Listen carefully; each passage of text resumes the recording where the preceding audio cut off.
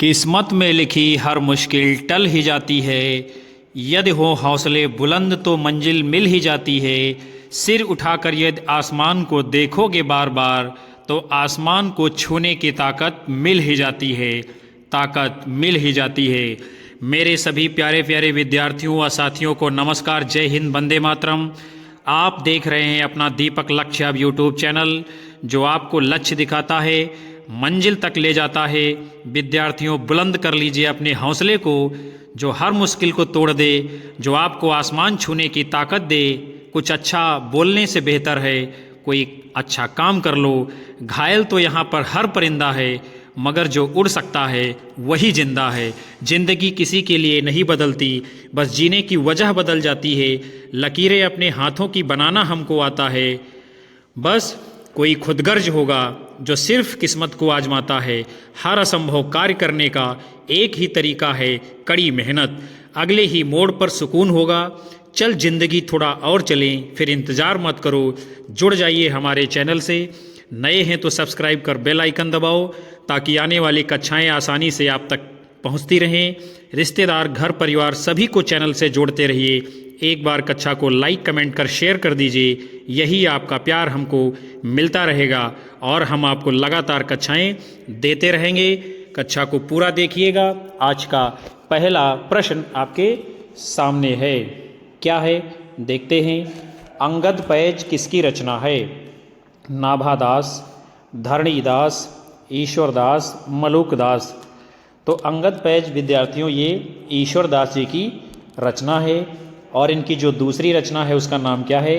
भरत मिलाप। और ये राम भक्त मूलक कवि हैं।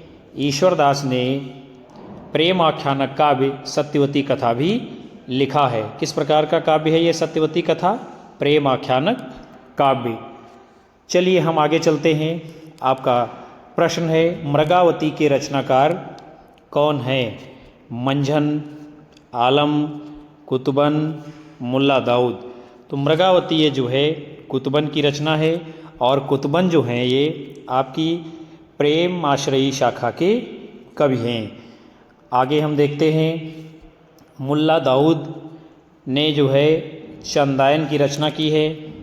और जो आपके विकल्प थे, रचनाकार जो है प्रेम आश्रयी शाखा के सूफी कवि हैं।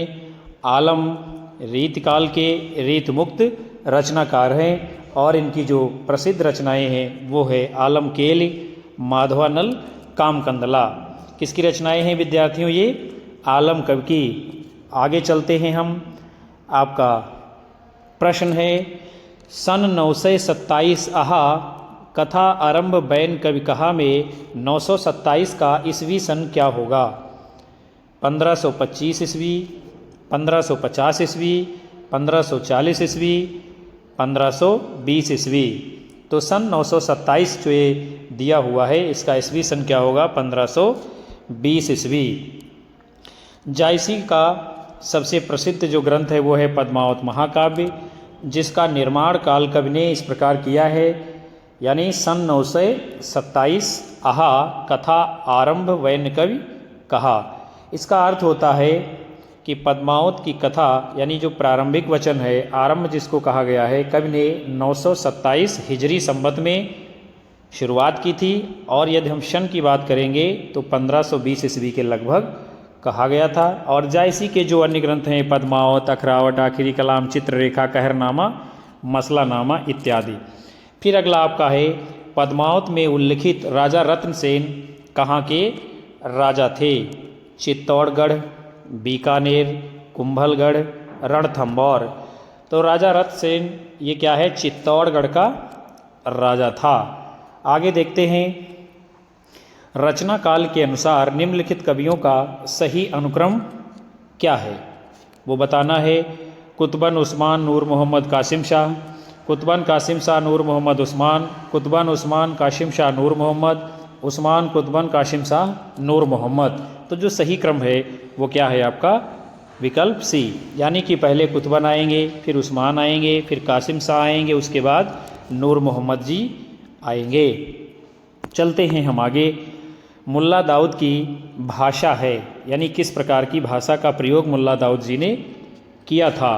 पश्चिमी परंपरा से संपृक्त शैली, साहित्यिक अवधि, पहाड़ी मिश्रित अवधि, ठेठ अवधि। तो मुल्ला दाऊद की भाषा किस प्रकार की है? ठेठ अवधि।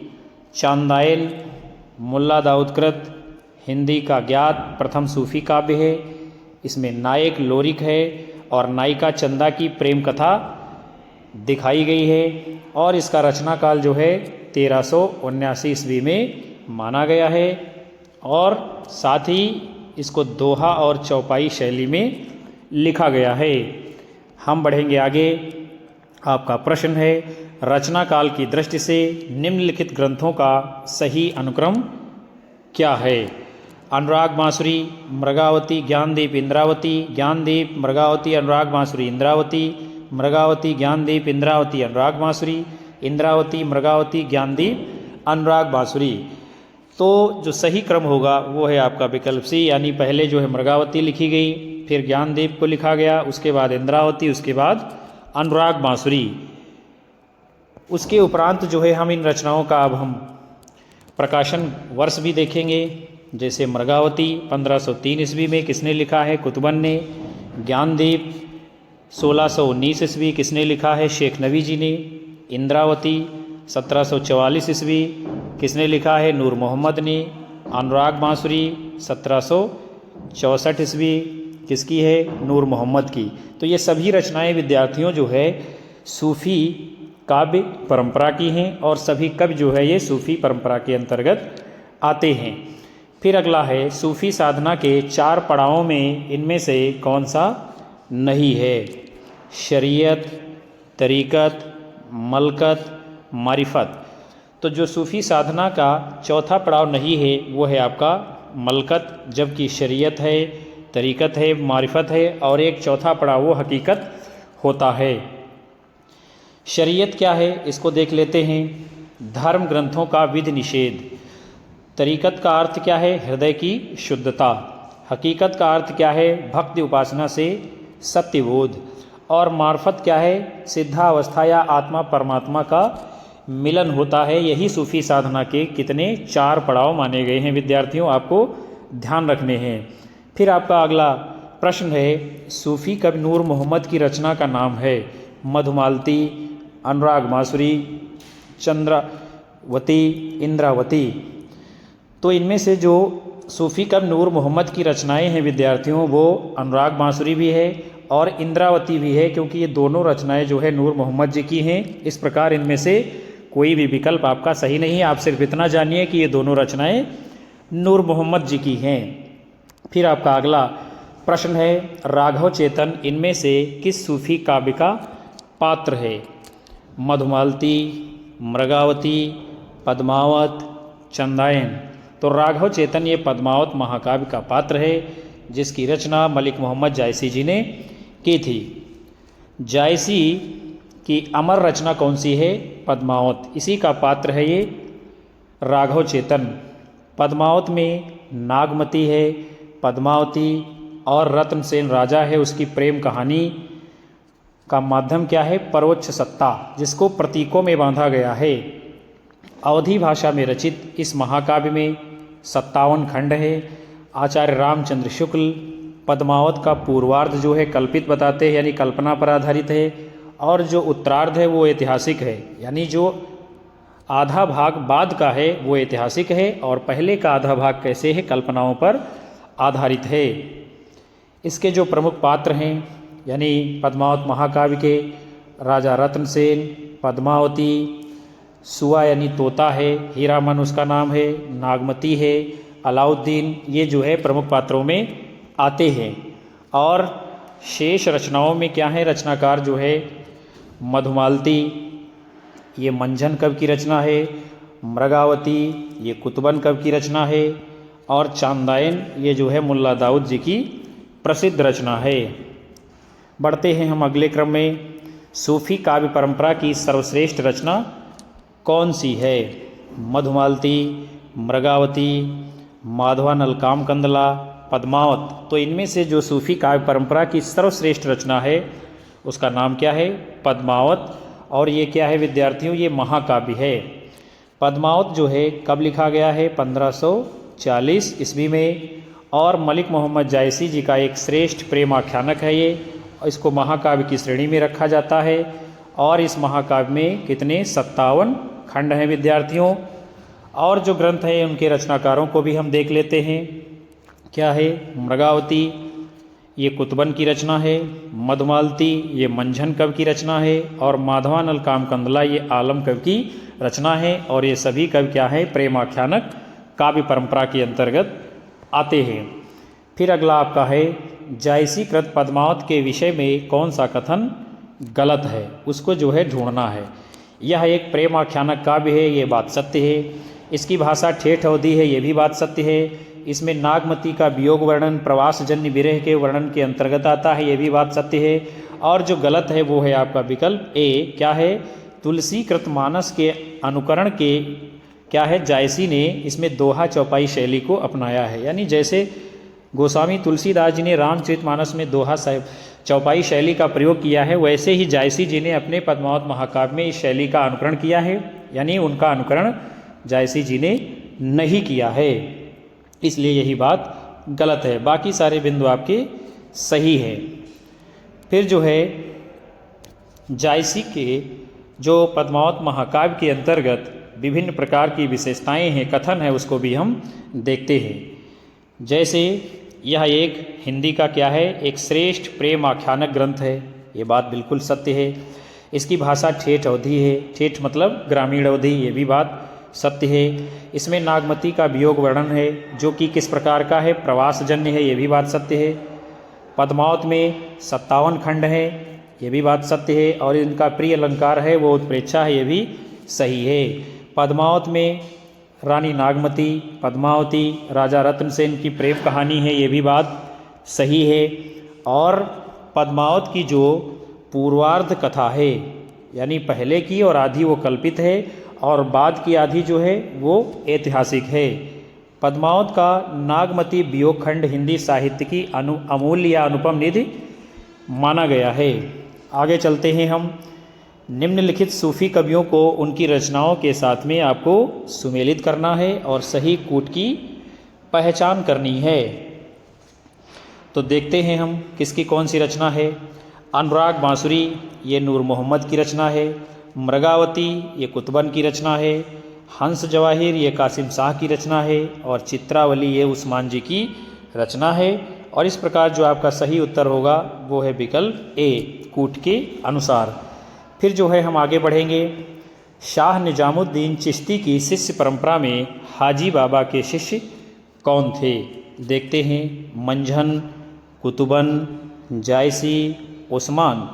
तो शाह निजामुद्दीन चिश्ती की शिष्य परंपरा में जो हाजी बाबा के शिष्य थे उनका नाम क्या है?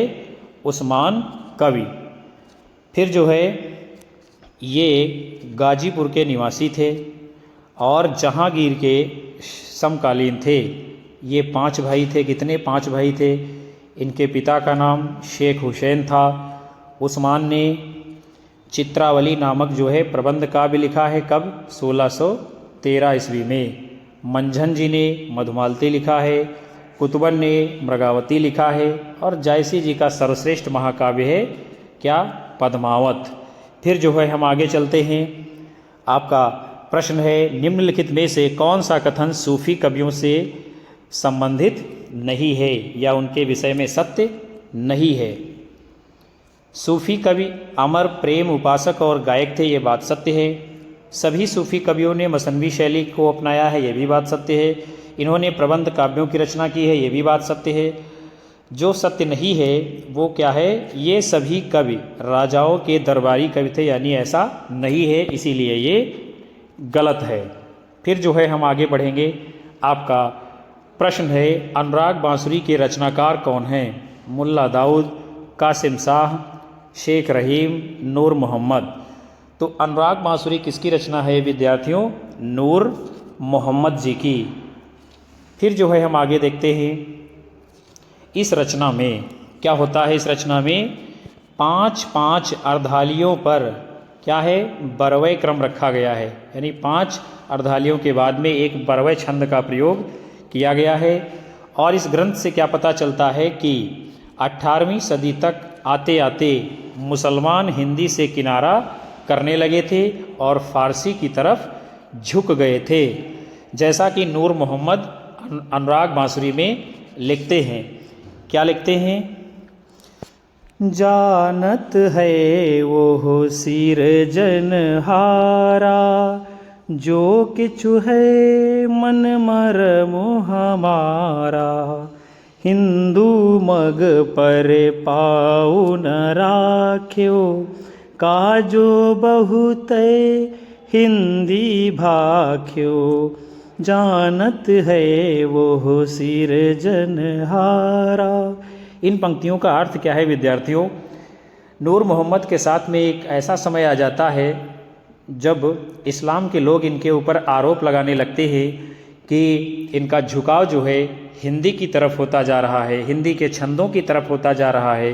कहीं ऐसा ना हो कि धीरे धीरे ये हिंदू धर्म में तल्लीन हो गए हैं, उसकी ओर जुड़ते चले जा रहे हैं। उसकी सफाई में ये जो है बात नूर मोहम्मद जी ने लिखी थी कि हिंदू मग पर पाँव न राख्यो। भले ही मैंने जो है क्या है हिंदी का प्रयोग किया है, बहुत हिंदी भाषा को बोला है, लेकिन फिर भी क्या है मैं हिंदुओं के मार्ग पर नहीं चला हूँ, यही इसका अर्थ है। फिर जो है हम आगे चलते हैं। पद्मावत की काव्यगत विशेषताओं की दृष्टि से कौन सा विकल्प असंगत है यानी संगत नहीं है? देखते हैं। नक्षिक वर्णन, लोक सामान्य भावभूमि, प्रतीकात्मकता, यानी ये बातें जो है पद्मावत महाकाव्य में पाई गई हैं। 12 मासा, इतिहास और कल्पना का योग, मार्मिकता, ये सभी बातें यानी ये विशेषताएं भी पद्मावत महाकाव्य में हैं। और विरह वर्णन, मानवीय सहृदयता, नारी व्यवस्था, ये भी बात जो है ये विशेषता भी इसमें है। मसनवी शैली, श्रृंगार रस, प्रेम गाथा की प्रौढ़ता, ये विशेषता भी इसमें पाई गई हैं। जो नहीं है वो आपका असंगत है, जो नगर वर्णन, लोकोत्तर भावना, सर्गों में विभाजन। फिर जो है हम आगे देख लेते हैं। जायसी कृत पद्मावत में कुल जो है 57 खंड है। जायसी का प्रिय जो अलंकार है वो कौन सा है? उत्प्रेक्षा है। पद्मावत का नागमती वियोग खंड हिंदी साहित्य की अनुपम निधि माना गया है। पद्मावत के जो प्रमुख पात्र हैं, राजा रत्न सेन, ये मन या आत्मा का प्रतीक है। सिंघलगढ़ ये हृदय का प्रतीक है। पद्मावती ये सात्विक बुद्धि की प्रतीक है। सुआ या हीरामन जो तोता है वो गुरु का प्रतीक है इसमें। नागमती ये दुनिया का धंधा का प्रतीक है। राघव चेतन शैतान का प्रतीक है। अलाउद्दीन ये माया का प्रतीक है। यानी क्या है, ये पूरा का पूरा महाकाव्य प्रतीकों पर आधारित है, इसीलिए इसको प्रतीकात्मक काव्य भी कहा गया है। जायसी के जो अन्य ग्रंथ है, अखरावट है, आखिरी कलाम है, चित्ररेखा है, कहरनामा, मसलानामा, कान्हावत इत्यादि हैं। हम बढ़ते हैं आगे। आपका प्रश्न है, जायसी ने पद्मावत में 12 मासा पद्धति का उपयोग यानी किसके लिए किया है? देखते हैं हम। नक्षिक वर्णन, विरह वर्णन, आध्यात्मिक साधना, शौर्य चित्रण, मसनवी शैली। तो जायसी ने पद्मावत में जो 12 मासा पद्धति का उपयोग किसके? विरह वर्णन के लिए किया है। फिर जो है हम आगे देखते हैं। जायसी कृत जो पद्मावत में नागमती पद्मावती राजा रत्न सेन की प्रेम कहानी को दिखाया गया है। 12 मासा मूलतः जो है विरह प्रधान लोक संगीत है और वो पद्य या गीत जिसमें 12 महीनों की प्राकृतिक विवशताओं का वर्णन किसी विरही या विरहिणी के मुंह से कराया गया हो उसे ही 12 मासा कहते हैं।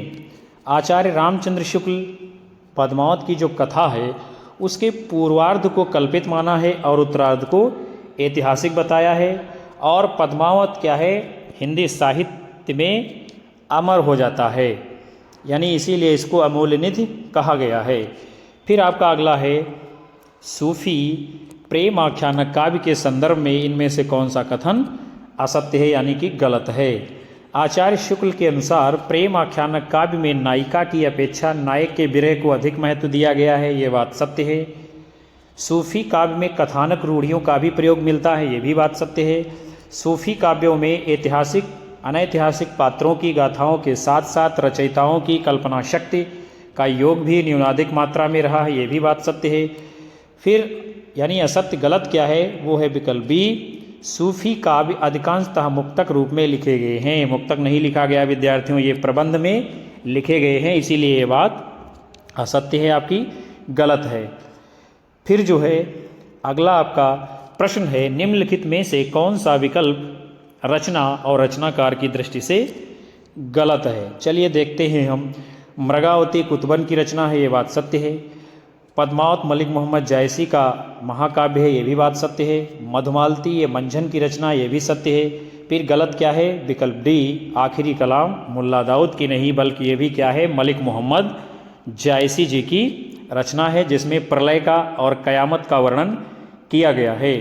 फिर आपका है, चंदाइन की रचना कब हुई थी, देख लेते हैं। 1379 ईस्वी, 1503 ईस्वी, 1540 ईस्वी, 1370 ईस्वी। तो चंदाइन की रचना जो है मुल्ला दाऊद जी ने 1379 ईस्वी में की है।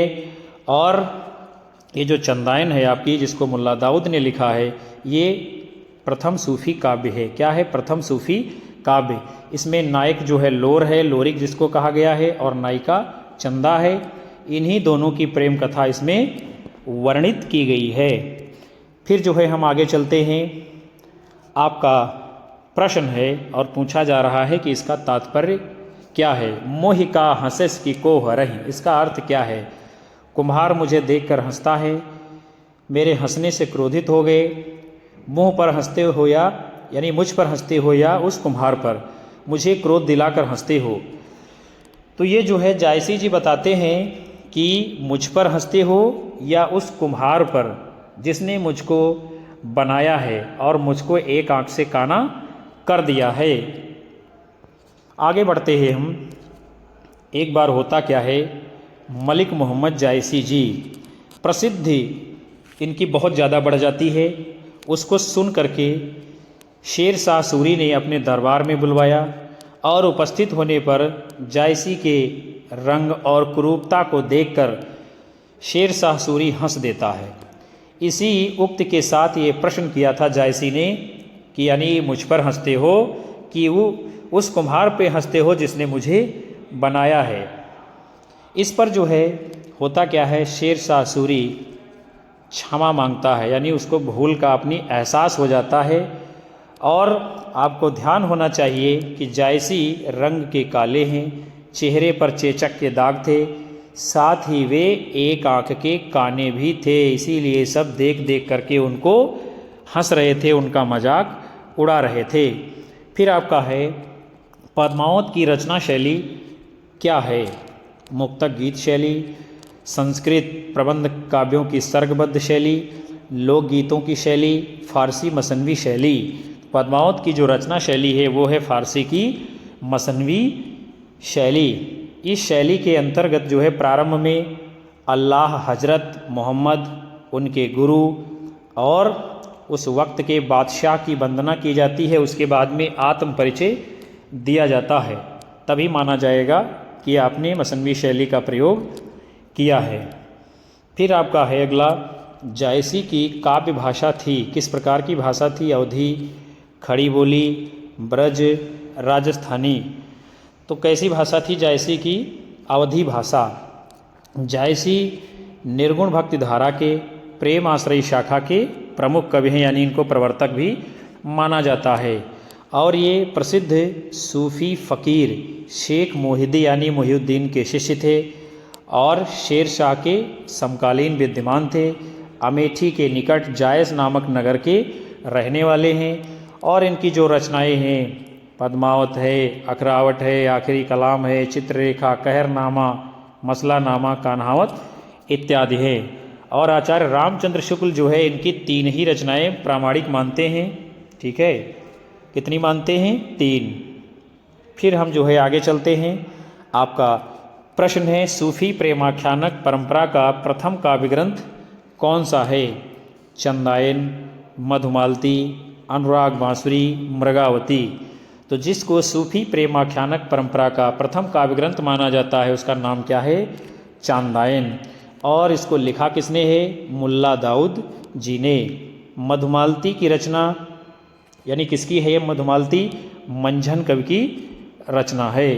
और अनुराग बांसुरी किसकी है? नूर मोहम्मद जी की। मृगावती किसने लिखा है? कुतुबन जी। और मृगावती काव्य ग्रंथ के जो रचयिता कुतुबन जी हैं, आचार्य रामचंद्र शुक्ल जी ने सूफी शाखा का प्रथम कवि इन्हीं को माना है। किसको? कुतुबन जी को। आगे चलते हैं हम। आपका प्रश्न है, निम्नलिखित ग्रंथों को उनके रचनाकारों के साथ में क्या करना है? आपको सुमेलित करना है सूची 1 को सूची 2 से। तो मृगावती किसकी है? ये कुतुबन की है। सत्यवती कथा किसकी है? ये ईश्वरदास की है। चंदायन किसकी है? मुल्ला दाऊद की है। हंसावली रचना किसकी है? असायत कब की। इस प्रकार जो आपका सही विकल्प होगा वो होगा विकल्प सी। बढ़ेंगे हम आगे। आपका प्रश्न है, नागमती वियोग खंड से संबंधित कौन सा कथन सही नहीं है? देखते हैं हम। जायसी के 12 मासा के रूप में नागमती के वियोग का मार्मिक चित्रण किया गया है। ये बात जो है पूरी तरीके से सत्य है। यह वियोग प्रवासजन्य विरह के अंतर्गत आता है, ये भी बात सत्य है। और इस खंड में पक्षियों के माध्यम से संदेश भेजने का भी उल्लेख जायसी जी ने किया है, ये भी बात सत्य है। जो सही नहीं है वो है आपका विकल्प सी।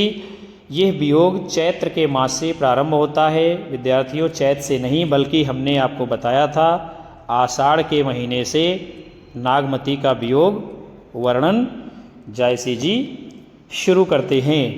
बढ़ेंगे हम आगे। जायसी जी की जो अन्य रचनाएं हैं, अकरावट है, आखिरी कलाम है, चित्ररेखा है, कहरनामा है, मसलानामा है, कान्हावत है इत्यादि। और जो है इसके विषय में बहुत सारी बातें कही गई जिसको आपने देखा। जायसी ने 12 मासा के रूप में नागमती के वियोग का मार्मिक चित्रण किया है, ये कथन सत्य है। नागमती का वियोग खंड यानी जो 12 मासा का प्रारंभ होता है, अभी हम बता रहे थे आपको आषाढ़ के महीने से होता है। जो नागमती का वियोग है वो प्रवासजन्य है, प्रवासजन्य विरह के अंतर्गत आता है। और इस खंड में क्या है? पक्षियों के माध्यम से संदेश देने की बात कही गई है। क्योंकि इसमें क्या है, जो गुरु है वो तोता है और तोता ही जो है संदेश लेकर के जाता है। तो वो क्या है? एक प्रकार से वो पक्षी है। गुरु सुआ जही पंत दिखावा, बिन गुर जगत को निर्गुण पावा, यही बात जो है इसमें कही गई है। फिर आपका है, निम्नांकित कवियों एवं उनके समक्ष अंकित पंक्तियों से कौन सा युग्म असंगत है? यानी किस कवि की पंक्ति जो है नहीं है। चलिए हम देख लेते हैं। चढ़ाया साढ़े गगन घन बाजा, साजा बिरह धुंध दल बाजा। ये पंक्ति किसकी है? जायसी की। ये बात सत्य है। फिर जो है दूसरी पंक्ति आपकी है, भज मन चरण कवल अविनाशी, भज मन चरण कवल अविनाशी। ये पंक्ति जो है सूरदास जी की है, यानी नहीं है, यही आपका गलत है। फिर जो है अगली आपकी पंक्ति है, आंखड़ियाँ झाई पड़ी पंथ निहारी निहारी, जी भड़िया छाला पड़िया राम पुकारी पुकारी। तो ये जो है कबीरदास जी की पंक्तियाँ हैं, ये बात सत्य है। फिर जो है अगली आपकी पंक्ति है, अजयो तरयो नाही रहो, श्रुति सेवत एक रंग, नाक बास बेसर लेहो, जो मुक्तन के संग। ये जो है बिहारी जी का दोहा है, ये भी बात सत्य है। और जो सही नहीं है वो क्या है आपका? विकल्प बी, भज मन चरण कमल अविनाशी। ये जो है पंक्ति सूरदास की नहीं है, फिर किसकी है विद्यार्थियों? इसको मीराबाई जी ने लिखा है। हम आगे चलते हैं। आपका प्रश्न है, पीयू वियोग अस बाउर जीवू। पंक्ति में बाउर शब्द का अर्थ क्या है? विधवा, ग्रामीण स्त्री, पगली, रुग्ण स्त्री। तो पीयू वियोग अस बाउर जीवू में बाउर शब्द का अर्थ क्या है? पगली, यानी जैसे कोई बावला हो जाता है, पगला जाता है, अपनी सुध बुध खो देता है। फिर जो है हम अगला प्रश्न देखते हैं, निम्नलिखित में से कौन सी रचना मलिक मोहम्मद जायसी जी की नहीं है? आखिरी कलाम है, अखरावट जायसी जी की रचना है, चित्ररेखा भी है, जो नहीं है वो है आपकी मधुमालती, और मधुमालती किसने लिखा है? मंझन कवि ने। फिर जो है हम आगे देखते हैं ये रचना किसकी है। अभी आपको हमने बताया मंझन कवि की है, और इसका समय कब है? 1545 ईस्वी। शेष रचनाएं जैसे आपने देखा आखिरी कलाम, अखरावट, चित्ररेखा, ये सब जो है मलिक मोहम्मद जायसी जी के ग्रंथ हैं। और जो पद्मावत महाकाव्य है उसको कितने 57 खंडों में विभक्त किया गया है। कितने? 57 खंडों में। और जायसी जी की प्रसिद्धि का यही आधार है, कौन सा? पद्मावत महाकाव्य। जायसी जी प्रेम मार्गी निर्गुण भक्ति धारा के प्रतिनिधि कवि हैं, यानी कि प्रवर्तक कवि माने जाते हैं। आगे बढ़ेंगे हम। आपका प्रश्न है, कुतुबन किस बादशाह के आश्रित थे? अहमद शाह, हुसैन शाह, कुतुब शाह, शेर शाह। तो कुतुबन जो है किसके? हुसैन शाह के आश्रित थे। कुतुबन के गुरु का नाम जो है शेख बुरहान था। कुतुबन ने मृगावती की रचना की है, बड़ा ही प्रसिद्ध ये प्रेम आख्यानक ग्रंथ है। जायसी जी शेर शाह के आश्रित थे। जायसी के गुरु का नाम शेख मोहिदी था, और इनकी जो रचनाएं हैं पद्मावत, अखरावट, आखिरी कलाम, चित्ररेखा, कहरनामा, मसलानामा, कान्हावत इत्यादि है। आगे बढ़ेंगे हम। पद्मावत में गुरु का प्रतीक कौन है? देख लेते हैं हम। पद्मावती, सुआ, रत्नसेन, नागमती। तो पद्मावत महाकाव्य में गुरु का प्रतीक कौन है? वो सुआ है, यानी कि तोता है, जिसमें जायसी जी लिखते हैं स्पष्ट रूप से, क्या? गुरु सुआ जेहि पंथ देखावा, बिनु गुरु जगत को निर्गुण पावा। गुरु सुआ जेहि पंथ देखावा, बिनु गुरु जगत को निर्गुण पावा। गुरु क्या है? पंथ, यानी कि रास्ते को दिखाने का काम करता है। और आपके जीवन में भी यदि सच्चा गुरु नहीं है तो आपको भी कोई रास्ता नहीं दिखा सकता है। जब आप भटकेंगे अपने जीवन से तो कोई आपको उससे पार नहीं ले जा सकता है। इसलिए सच्चे गुरु का होना आपके जीवन में भी परम आवश्यक है। तो पद्मावत में गुरु का प्रतीक कौन है? ये सुआ है। और पद्मावत महाकाव्य की रचना मलिक मोहम्मद जायसी जी ने की है। पद्मावत में नागमती, पद्मावती और राजा रत्नसेन की प्रेम कहानी है। पद्मावत में कुछ अन्य प्रतीक हैं, उसको भी हम देखते हैं। क्या है? राजा रत्नसेन, ये मन यानी कि आत्मा का प्रतीक है। सिंघल, ये हृदय का प्रतीक है। पद्मावती श्रद्धा या सात्विक बुद्धि अर्थात परमात्मा की प्रतीक है। नागमती ये जो है दुनिया धंधा सांसारिक बुद्धि की प्रतीक है। राघव चेतन ये शैतान का प्रतीक है। और अलाउद्दीन ये माया का प्रतीक है। ये शैतान और माया दोनों जो है नागमती और राजा रत्नसेन के मार्ग में बाधा डालने का काम करते हैं। और इसी बाधा से दूर निकालने का काम कौन करता है? ये जो सुआ है, यानी कि गुरु है, वो रास्ता बताता है कैसे आपको इससे बाहर निकलना है। फिर आपका अगला प्रश्न है, निम्न में से कौन सा सुमेलित नहीं है? देखते हैं। चित्रावली उस्मान की रचना है, ये बात सत्य है। मधुमालती मंझन की रचना है, ये भी सत्य है। मृगावती कुतुबन की है, ये भी सत्य है। हंस जवाहिर नूर मोहम्मद की रचना नहीं है, बल्कि ये किसकी है विद्यार्थियों? कासिम शाह की है। इसीलिए क्या है? यही आपका सुमेलित नहीं है, यही आपका गलत है। आगे बढ़ेंगे हम, देख लेते हैं इसके विश्लेषण को भी। यानी हंस जवाहिर अवधी भाषा में लिखी गई है और दोहा चौपाई पद्धति पर इसको लिखने का काम किया गया है। किसने लिखा है? कासिम शाह जी ने। नूर मोहम्मद दिल्ली के बादशाह मोहम्मद शाह के समकालीन थे, यानी उसके समय में विद्यमान थे। इनकी जो है दो रचनाएं प्रमुखता से मानी गई है, इंद्रावती और अनुराग बांसुरी। आचार्य रामचंद्र शुक्ल जी ने नूर मोहम्मद कृत इंद्रावती को सूफी आख्यान काव्य की अखंडित परंपरा की समाप्ति मानी है। यानी इसी रचना से क्या है? सूफी काव्य परंपरा जो हिंदी में है वो समाप्त मानी जाती है, ऐसा आचार्य रामचंद्र शुक्ल जी अपने हिंदी साहित्य का इतिहास में लिखते हैं। और शुक्ल जी के हिंदी साहित्य के इतिहास का प्रकाशन 1929 ईस्वी में हुआ था। आगे बढ़ते हैं हम। पद्मावत के रत्न सेन की पत्नी का नाम क्या है? कौन है राजा रत्न सेन की पत्नी? कमलावती, नागमती, वेदवती, मृगावती। तो पद्मावत महाकाव्य में राजा रत्न सेन की पत्नी का नाम क्या है? नागमती। जबकि उसकी प्रेषी माने प्रेमिका, बाद में दूसरी पत्नी बनी कौन? पद्मिनी, जिससे राजा रत्न सेन प्रेम करता था। राजा रत्न सेन पहले से विवाहित है नागमती के साथ में, लेकिन उसके साथ साथ में होता क्या है, जो पद्मावती है उसके रूप और सौंदर्य का वर्णन सुन करके उसको प्राप्त करने के लिए उसका मन विचलित हो जाता है, जिससे क्या है वो प्रेम करता है। फिर जो है आपका अगला प्रश्न है, निम्नलिखित में से कौन सी पंक्ति पद्मावत की नहीं है? देख लेते हैं भाई कौन सी नहीं है। तन चित उरे मन राजा कीन्हा, ये सिंगल बुद्धि पदमिनी चिन्हा। ये पंक्ति जो है जायसी के पद्मावत महाकाव्य की है। फिर जो है अगली पंक्ति है, भूलि चकोर दीठी मुख लावा, मेघ घटा महाचंद दिखावा। ये भी पंक्ति जो है जायसी के पद्मावत महाकाव्य से ली गई है।